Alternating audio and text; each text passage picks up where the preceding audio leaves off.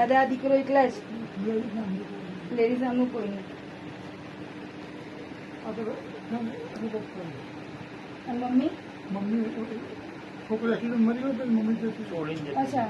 શું કહે છે કાકા કે આને હોસ્ટેલમાં મૂકી દેવો, અહીંયા હું એકલો રહીશ તો મને જમવાની બધી તકલીફ છે, આનું તો આનું લાઈફ બની જાય. હા હા, કઈ વાંધો નહીં. જોયું છે કઈ જગ્યાએ જોયું છે? ગામ છે દહેગામ જોઈ છે.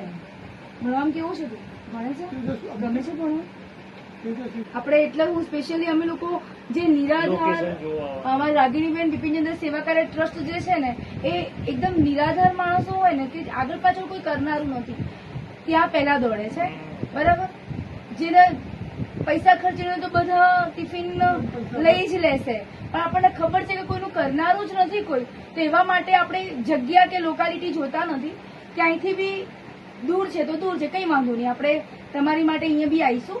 અહીંયા આજુબાજુ વાળા આપે પણ કેટલા દિવસ હા, એ બધું બરાબર છે, કોઈ એટલું બધું ના કરે, પણ આપણે અમારું જે સેવા કાર્ય ટ્રસ્ટ છે ને, અમારા જે મનીષભાઈ છે ને, એમને એમના મમ્મી પપ્પાની પાછળ જ આ સેવા ટ્રસ્ટ ખોલ્યું છે.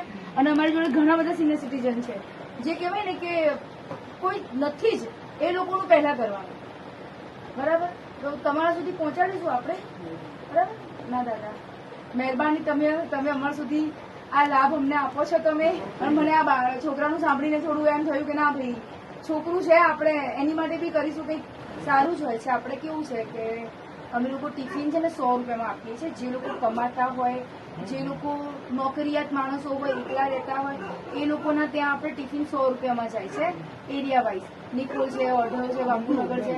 પણ જે નિરાધાર છે એ લોકોને આપણે કહેવાય ને કે 5 રૂપિયામાં ટિફિન સેવા આપીએ છીએ.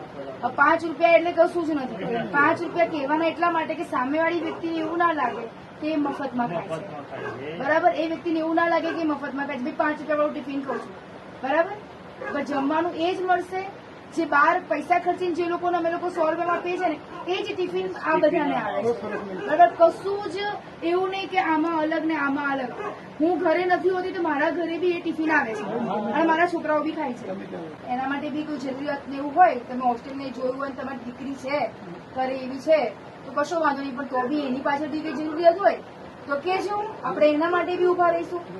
આપણે રાગીણીબેન સેવા કાર્ય ટ્રસ્ટ એજ્યુકેશનમાં બી હેલ્પ કરે છે બાળકોને, કે જેને કોઈ આગળ પાછળ કરનારું નથી, બાળકને ભણવાના ખર્ચા બી ઉઠાવે છે. તો એવું કંઈ હશે તો આપણે એના માટે બી મદદ કરીશું. તમે જોજો કે કામકાજ હોય તો એમાં બી કહેજો.